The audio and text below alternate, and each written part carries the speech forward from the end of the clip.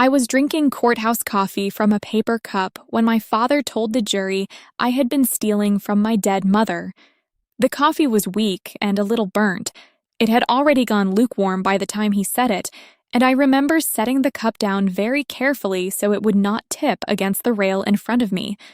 I did not look at him right away. I looked at the grain in the wood, then at the legal pad beside my attorney's hand, and then at the sealed envelope tucked halfway into his briefcase. That envelope had arrived less than an hour earlier. My name is Nora Whitfield. I was 42 when this happened, and I was sitting in a county courtroom outside Richmond, listening to my father explain my life to a room full of people who had known our family for decades. He spoke in the steady, familiar tone he used at church dinners and zoning meetings, the tone that made ordinary opinions sound like settled fact. "She has not held a real job since she left school," he said. "And now, after everything her mother did for her, she is trying to drain what belongs to this family." A few people in the gallery shifted in their seats. Someone near the back cleared his throat.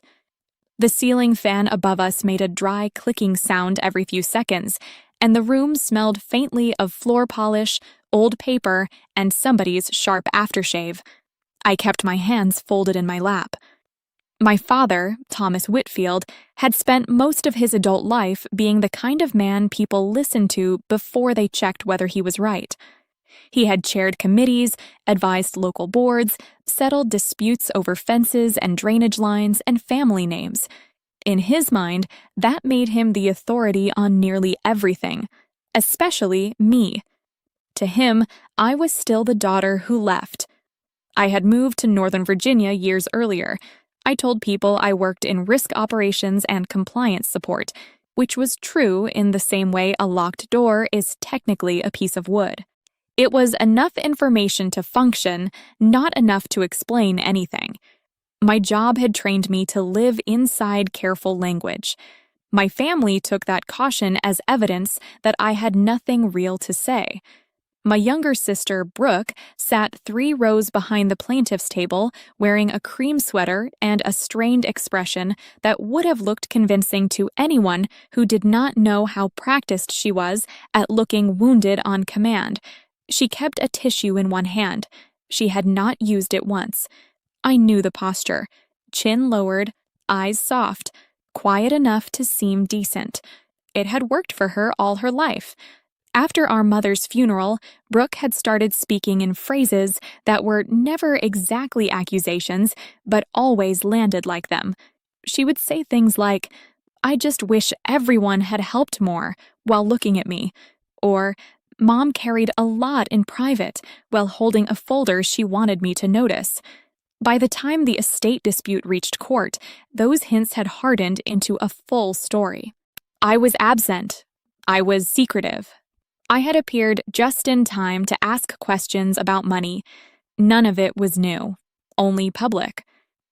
Our mother had understood me better than the rest of them did, not because I explained much, I rarely could, but she had always noticed the shape of things.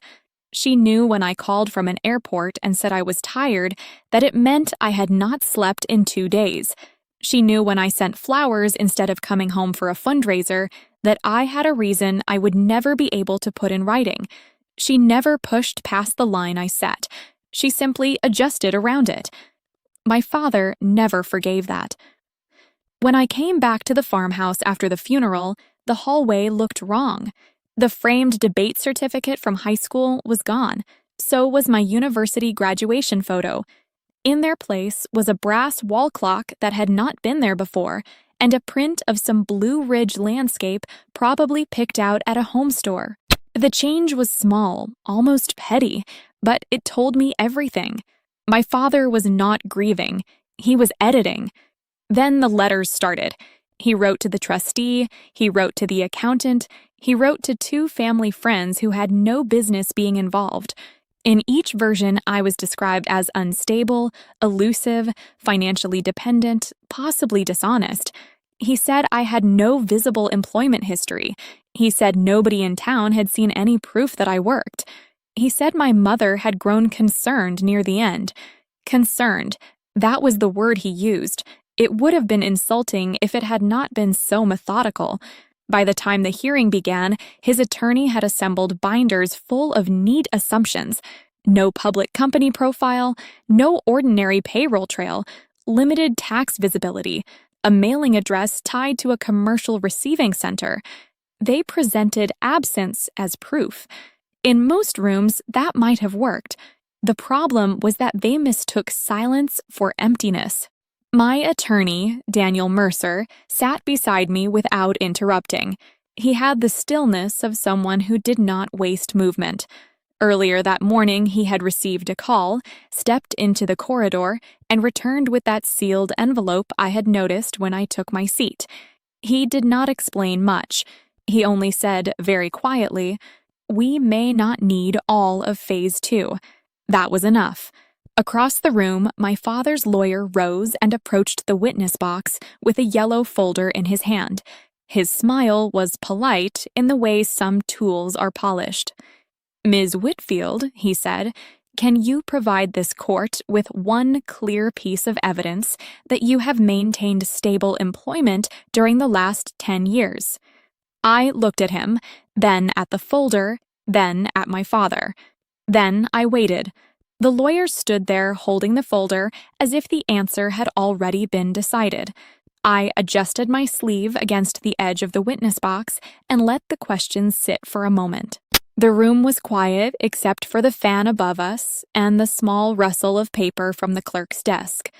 My father leaned back in his chair with one ankle over the opposite knee, looking almost comfortable. That, more than anything, told me how certain he felt. "I have maintained continuous employment," I said. "The fact that your office could not map it through ordinary channels does not make it fictional." He gave a small smile at that, not amused, satisfied.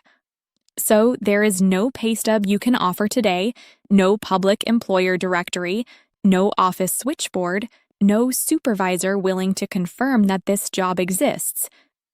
"My work does not function through public-facing systems." The lawyer turned toward the jury with a measured little shrug, as if I had done his job for him. Then he stepped closer. "And yet," he said, "your mother's trust contained an active employment provision, very specific language. Continued distributions were conditioned on meaningful work, documented and verifiable." "My work does not function through public-facing systems." The lawyer turned toward the jury with a measured little shrug, as if I had done his job for him. Then he stepped closer.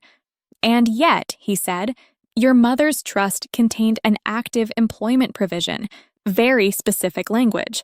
Continued distributions were conditioned on meaningful work, documented and verifiable." That clause did not appear by accident, did it? I heard Brooke shift behind him.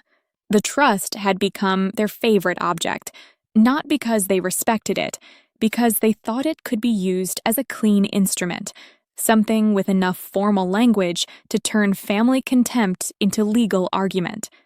"My mother included that clause for a reason," I said. "Yes," he said quickly, "to prevent dependency." "No, to prevent manipulation." That made him pause, only for a second, but I saw it. He recovered and opened the folder. "Let's discuss the withdrawals then." He walked the jury through a sequence of transactions from the last 18 months of my mother's life. Home care invoices, pharmacy payments, private transport, several larger reimbursements that had moved through one of her personal accounts before being closed out. He read the numbers slowly. He wanted them to land. He wanted the room to think in the simplest available pattern. Money out, daughter returns. Suspicion follows. Then he held up photocopies of signatures. "These authorizations," he said, "appear on transfers benefiting services the defendant claims were arranged for her mother.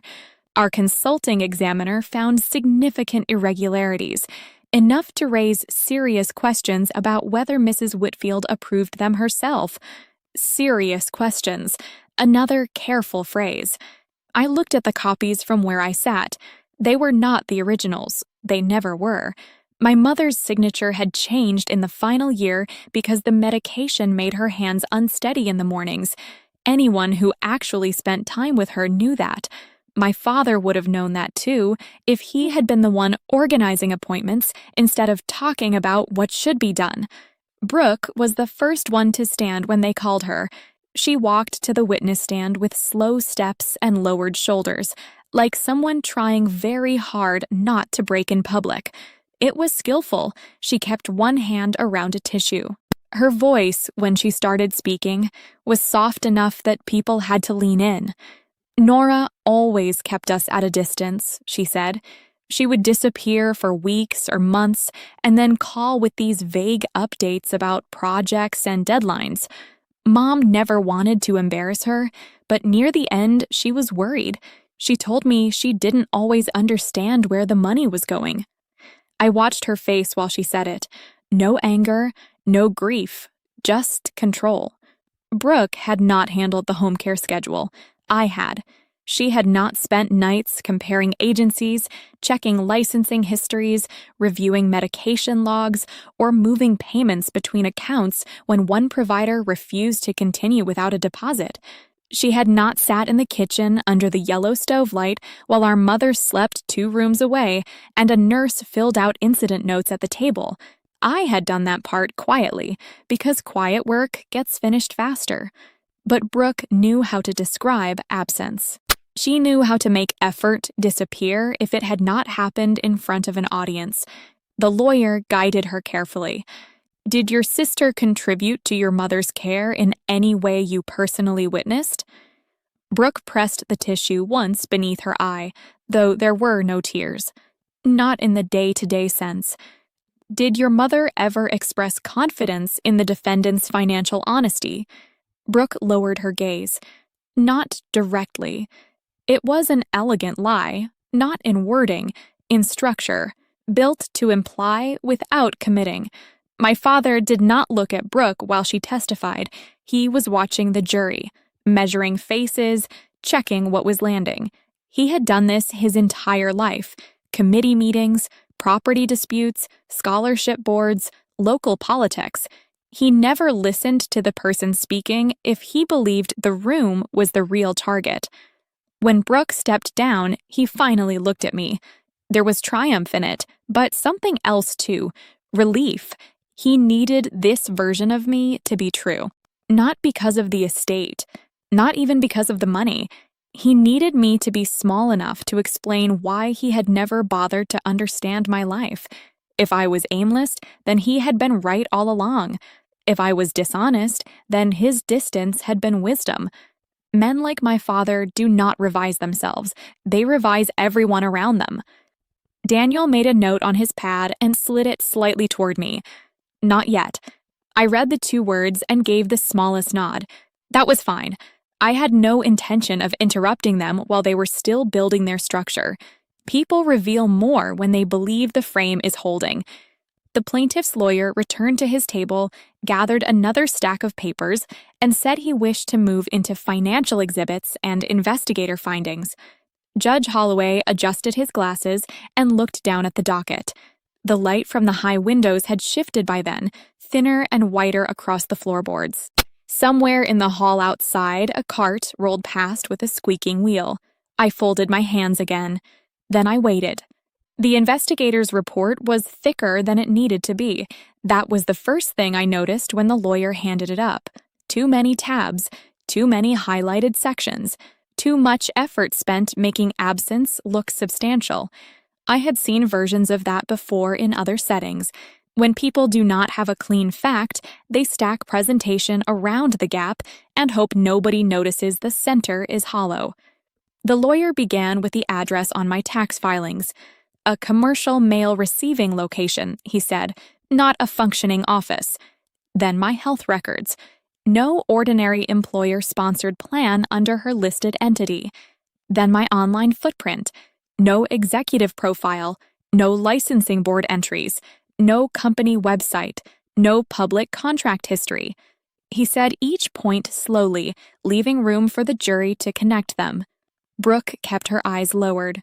My father sat with both hands folded over his stomach now, almost serene. He had reached the pleasant stage of certainty, the one where people begin picturing the story they will tell afterward. I let him have it for a few more minutes. The lawyer moved next to the employment clause in the trust. He read the language aloud as if it were a moral finding rather than a legal instrument. Productive work, continued contribution, verifiable activity. He emphasized every phrase that sounded local, practical, visible. Then he turned one page too many. I saw the tab before he read the heading, Reimbursement Summary. That was when I stopped looking at him and started organizing the sequence in my head. Step 1, let them finish the claim. Step 2, narrow the timeline. Step 3, put records next to records and let the mismatch speak. There is a particular calm that comes when a situation finally becomes technical. Emotion becomes inefficient. Structure takes over. I had lived inside that kind of clarity for a long time, the lawyer read from the summary sheet. During the final 16 months of Mrs. Whitfield's life, the defendant arranged repeated third-party payments for home care support, transport, and private medical administration, then sought reimbursement through accounts she now claims were managed for the decedent's benefit. He lowered the page and looked at me. That is an unusually convenient arrangement, isn't it? No, I said. It is what happens when care has to continue whether the family is organized or not. A few jurors looked up at that. He pressed forward. So your position is that you were simply managing complex support functions out of generosity. My position is that bills were paid. He did not like that answer. Simple answers are hard to decorate. He began asking about dates, individual transfers, specific amounts, why one caregiver was replaced by another, why a transport vendor in Alexandria was used twice, why a medication coordination service had been retained under a privacy rider. He expected hesitation. He expected me to blur. Instead, I answered each question in order. March 12th was the overnight fall. April 6th was the cardiology intake. The first agency lost 2 licensed staff members and could not cover weekends. The Alexandria vendor had HIPAA secure transport documentation and a nurse escort option. He blinked at that one. You remember that level of detail from years ago? I remember systems that were failing while my mother was still inside them. That landed harder than anything emotional would have. He tried to recover by shifting back toward motive. And yet none of this was shared transparently with your father or sister. It was shared when decisions had to be made. With paperwork, with invoices, schedules, and care notes, repeatedly. My father moved for the first time in several minutes, just a small shift in his chair, but enough. He remembered the emails. He had ignored most of them. Brooke had replied to some with sympathy and no action. I had kept copies because keeping copies is what you do when people prefer feelings over records. Daniel stood then. He did not rise quickly. He simply buttoned his jacket and said, Your Honor, before this line continues any further, I would like the witness to be allowed to consult a set of materials already marked for possible rebuttal. The plaintiff's lawyer objected immediately, though not with much force. He said I was being coached. Judge Holloway looked over his glasses, considered the pile on counsel's table, and allowed it. Daniel brought me a slim binder, not dramatic, dark cover, 2 divider tabs, clean labels. He set it on the ledge in front of me and opened it to the first section without a word. The first page was an email chain, nothing classified, nothing extraordinary, just ordinary messages I had sent to my father and Brooke over 11 months. Subject lines about oxygen delivery, medication changes, caregiver gaps, invoice approvals, trust accounting, transport timing, refill authorizations, dates, times, attachments listed, follow-ups, polite wording, sometimes too polite. I looked at the first one and almost smiled. There is something very steadying about the return of your own paper trail. The plaintiff's lawyers stepped closer. "What is that?" Daniel answered before I did. "Contemporaneous family communications and supporting care coordination records. Since counsel has suggested secrecy, we thought chronology might help." The lawyer asked to see them. Judge Holloway allowed him a glance, but not a pause long enough to regroup. That was the right choice. Momentum matters. Daniel began gently. "Ms. Whitfield, on page 3, can you identify the date and recipients of that message?" "September 14th. Sent to Thomas Whitfield and Brooke Whitfield." Subject line, "Weekend nursing gap and revised invoice schedule." "And the attachment?" "A summary of hours already covered and the shortfall for the next 10 days. Page 7. Medication reconciliation request after my mother's hospital discharge. Page 11. Transport authorization for neurology follow-up. Page 15. A reimbursement note with scanned receipts for private nurse coverage my father had declined to prepay." By then, the room had changed. Not dramatically, quietly. The jury was no longer looking at me as if I were an empty space with a claim attached to it.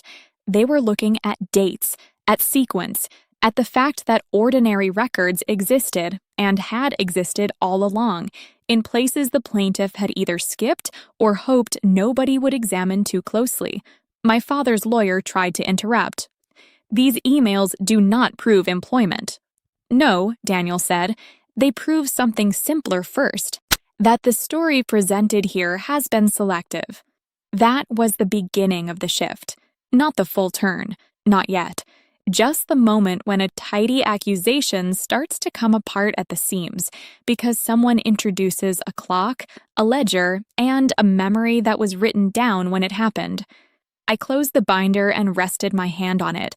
Then I looked at the sealed envelope still sitting in Daniel's briefcase, and I waited. Once the emails were in the record, the room became more careful. Not kinder, just more careful. The plaintiff's lawyer returned to his table and began sorting papers with both hands, trying to decide which version of the story could still survive contact with dates. My father's expression had changed too.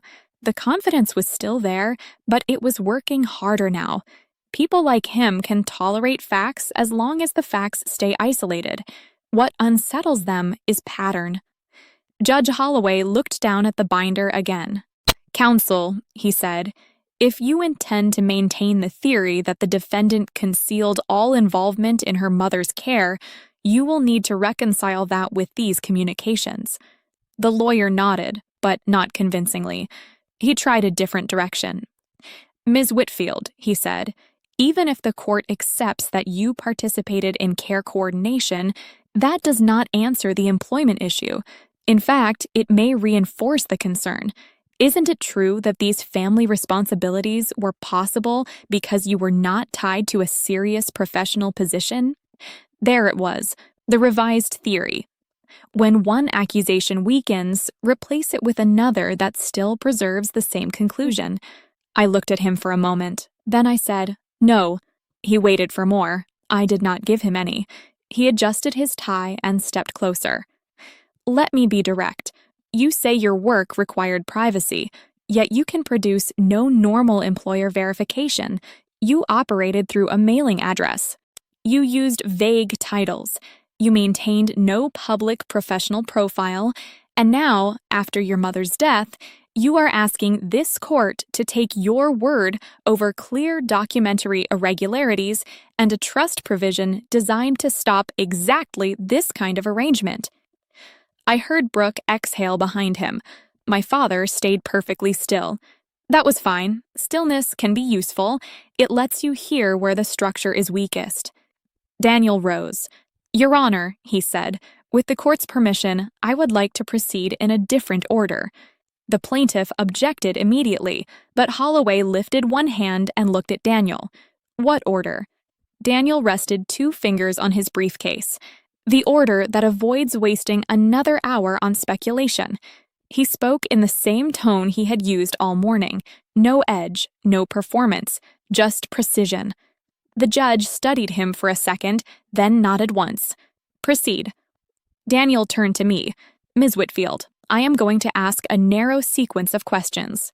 Answer only what you can answer. I understood. We had reached the point where the room needed rules. He began with the simplest one. Did you maintain continuous employment during the period relevant to the trust clause? Yes. Was that employment lawful? Yes. Was it full-time? Yes. Were there constraints on how it could be publicly described? Yes. Were those constraints personal preferences? No. The courtroom stayed silent. Even the fan seemed quieter. Daniel moved to the second step. Did your mother know those constraints existed? Yes. Did she accept them? She did. Did the trust clause reflect that knowledge? Yes. That answer finally pulled my father upright in his chair. He looked at me the way people look at a locked door after hearing something move on the other side. The plaintiff's lawyer was already on his feet again. Objection. Foundation. Daniel did not even turn toward him. Happy to supply it. That was when he opened the briefcase. He did not take out the sealed envelope immediately. He first removed a thin authorization letter, placed it on counsel table, and handed a copy to the clerk. Then another copy to the bench. The paper itself looked ordinary, but the effect it had was not. Judge Holloway read the header once, then again, slower the second time. My father leaned toward his attorney. Brooke stopped pretending to dab her eyes. The lawyer frowned. What exactly is this? Daniel answered him, but the answer was really for the court.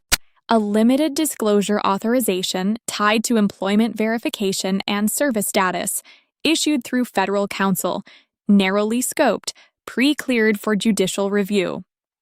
The lawyer gave a small laugh that sounded forced. This is a probate-related civil dispute, Mr. Mercer, not a spy novel. No, Daniel said. It is a civil dispute made worse by an allegation that should never have been filed without checking whether the absence of public records had a lawful explanation. I kept my hands folded. That part mattered. You do not lean into moments like that.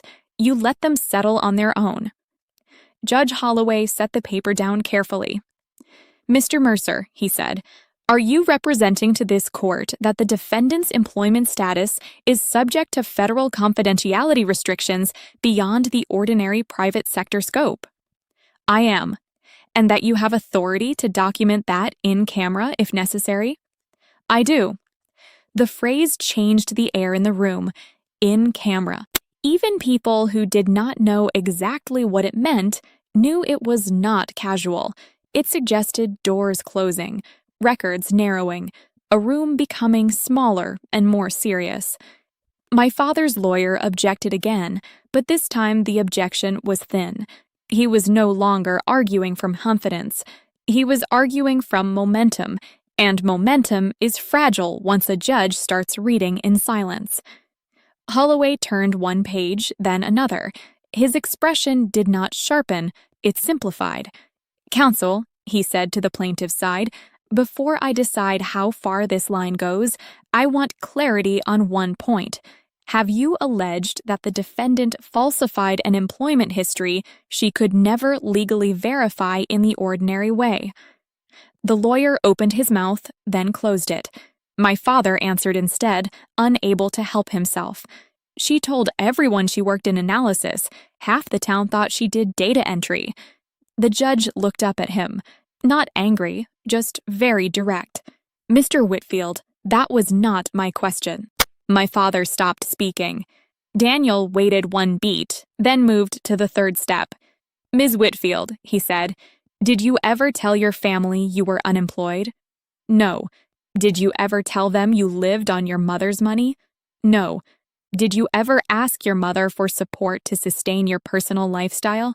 No. Did you, at any point, personally fund care expenses for your mother that were later documented for reimbursement? Yes. The plaintiff's lawyer stepped in. Your Honor, we still have the signature issue. Daniel nodded. And we will address it. But first, the court has to decide whether this entire theory was built on a false premise. That was the true strategic shift. Not proving everything at once, not arguing every insult, just separating the case into clean parts. Part 1, whether I was a drifter living off the estate. Part 2, whether care reimbursements were fraudulent. Part 3, who had actually distorted the record. Once you break disorder into steps, people lose the shelter of vagueness. Judge Holloway looked from Daniel to me, then to the briefcase, where the sealed envelope was still visible but unopened. "Bring it up," he said. Daniel placed one hand on the envelope. Across the room, my father's face changed for the first time that day in a way he could not control. Then the clerk rose from her chair and moved toward the bench. The clerk carried the envelope to the bench with both hands. It was not dramatic. No one gasped, no one stood, but the room understood that something had shifted beyond ordinary exhibits and family testimony. Even the plaintiff's lawyers stepped back a little, as if distance might help him think. Judge Holloway looked at the seal, then at Daniel. "Has this been reviewed for scope?" he asked. "Yes, Your Honor," Daniel said. "Limited employment verification, service continuity, and functional explanation for the cover entity already discussed in open court. Nothing beyond what is necessary to resolve the allegations before you." The judge gave one short nod. "All right." He broke the seal carefully. The sound was small, but in that room it seemed to travel. Paper separated, a page turned, then another. Holloway read without expression at first. That was what made it worse for the other side. If a judge is visibly shocked, people can still imagine there is room for interpretation. But when a judge becomes very still, it usually means the meaning is already clear. My father looked from the bench to Daniel, then to me. Brooke sat with her hands clasped so tightly, her knuckles had gone pale. I watched the judge finish the first page. He set it flat, adjusted his glasses, and read the next section more slowly. Then he looked up at Daniel. "This verification is authenticated?" "It is." "And the court has authority to rely on it for the limited purpose of determining the validity of the employment-related allegations?"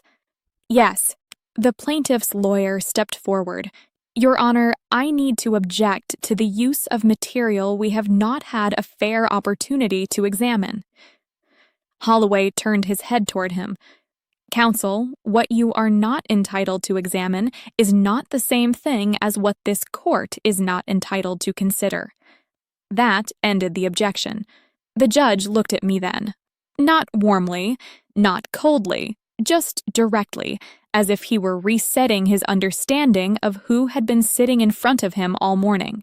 "Miss Whitfield," he said, "the court is satisfied that you were continuously employed during the relevant period, and that the absence of ordinary public records cannot be used here as evidence of non-employment."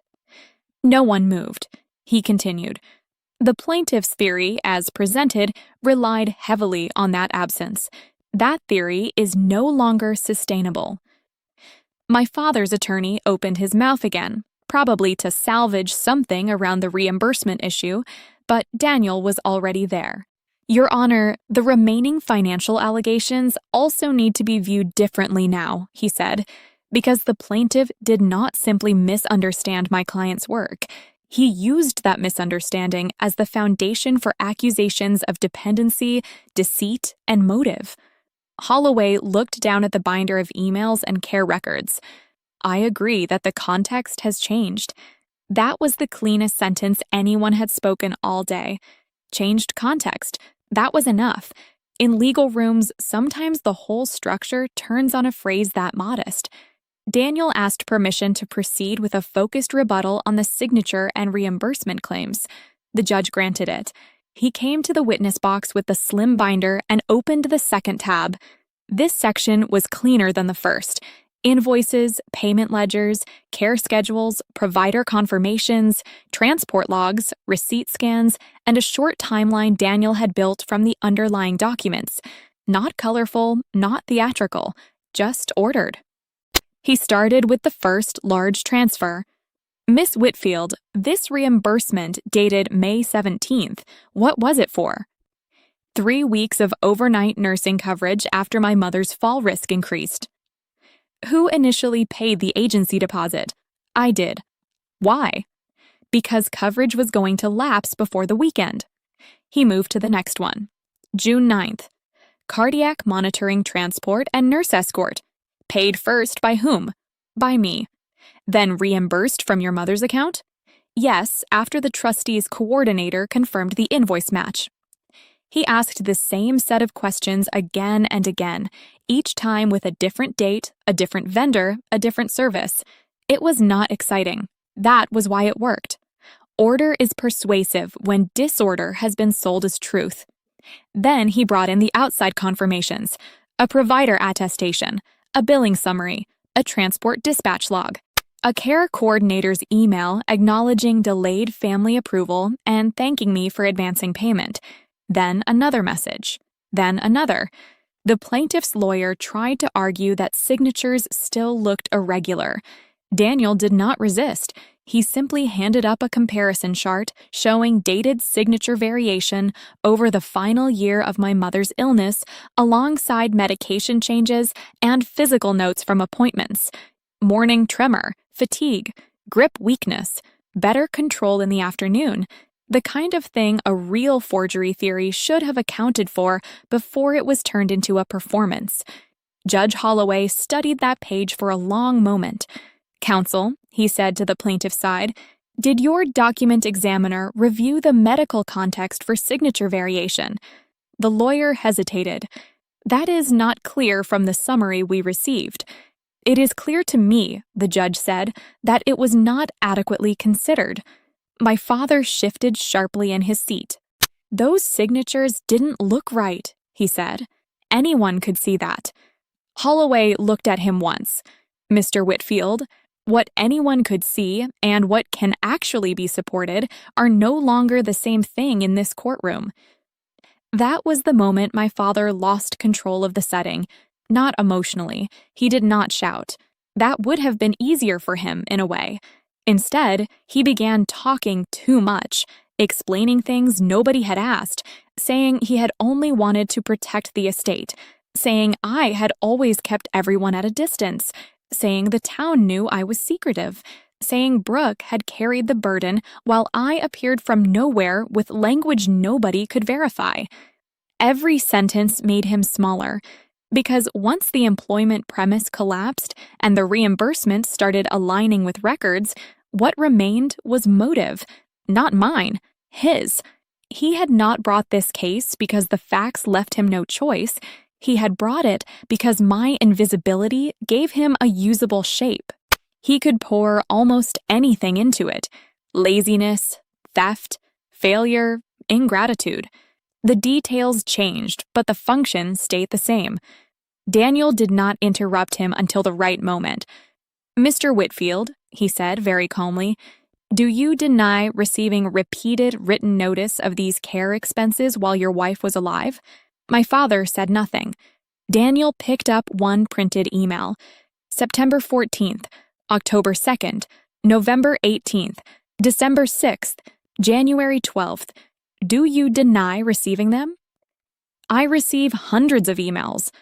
That was not my question. My father looked toward his lawyer. Brooke looked down. Then Daniel asked the question that ended the debate without sounding dramatic at all. Did you tell this court my client had not worked a day since college, before or after learning that she had personally fronted substantial care costs for your wife? The room stayed very still.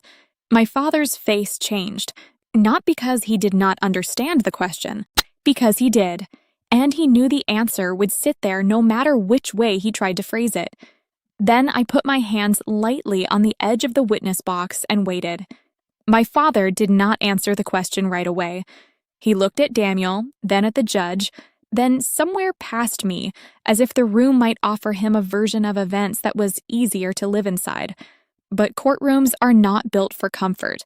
Once a question is precise enough, silence starts behaving like an answer. Daniel repeated it. Did you accuse my client of being unemployed before or after you knew she had advanced care expenses for your wife? My father swallowed. I knew she had claimed things. That one word did not help him. It made the whole strategy visible. Claimed. As if the records were just her version. As if invoices, agency confirmations, transport logs, email chains, and reimbursement summaries were all still somehow optional because he did not like what they proved. Daniel nodded once, as though that had been enough. Then he moved to the lectern and spoke to the judge instead of to us. Your Honor, the plaintiff was on notice, repeatedly. He had written notice of the care arrangements, the costs, the vendors, and the reimbursement structure while Mrs. Whitfield was still alive. He later chose to recast those same transactions as theft after the estate process began. At minimum, that is reckless. In context, it looks calculated. The plaintiff's lawyer stood up, but not with much confidence. He tried to argue that families misunderstand finances all the time, that grief creates confusion, that my father had acted out of concern.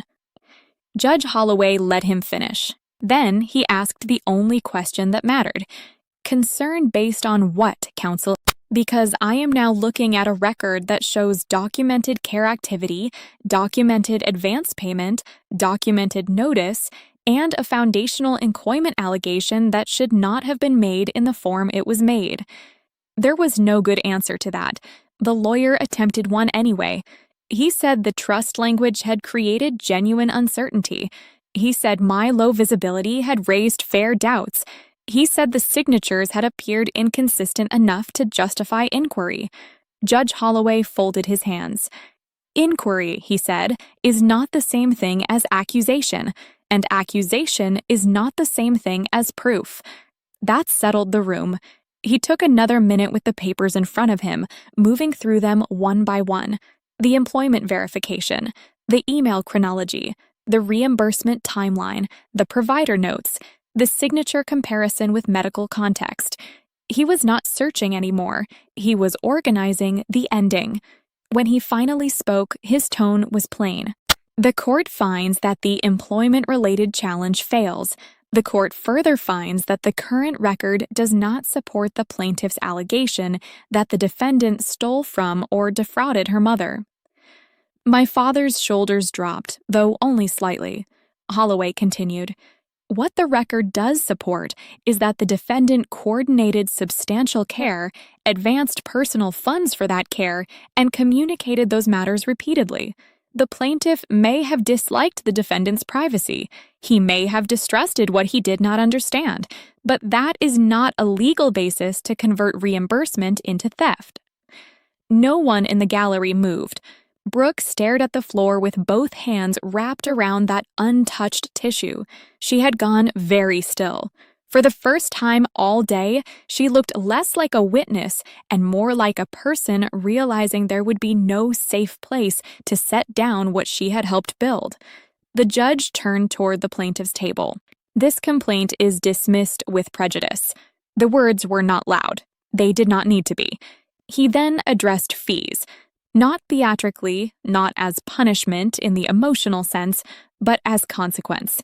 The plaintiff had advanced a claim that forced unnecessary litigation around matters that should have been understood through ordinary review of records already available to him. He ordered fees and costs to be submitted on schedule. He also made a separate note for the record that allegations of fraud should not be made in estate proceedings without careful evidentiary grounding, especially where medical and administrative explanations are readily available. That line mattered to me more than the rest, not because of the money, because he named the rule. My father tried once to speak. Judge, I was trying to protect my wife's estate. Holloway looked at him with the steady patience of a man who had heard enough. Then you should have started by reading the full file. That was the nearest thing to a final judgment he was likely to get. Daniel placed one hand lightly on the edge of my table, not touching me, just there, a signal that nothing more was required from me now. The structure had done its job. I stood when he stood. As I stepped down from the witness box, the wood creaked softly under my shoes. I remember that detail because after hours of listening, waiting, answering, and sorting myself into restraint, the sound felt strangely ordinary, like the day was returning to earth. My father looked up at me as I passed.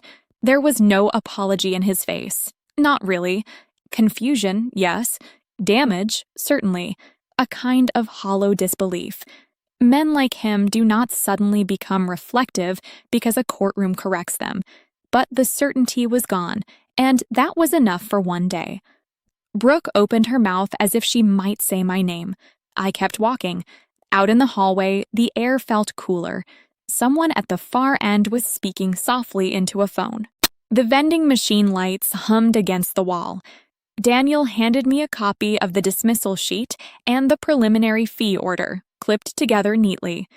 "You did exactly what you needed to do," he said. I looked down at the papers, then folded them once and placed them inside my bag. For a moment, I just stood there in the corridor with the courthouse noise moving around me.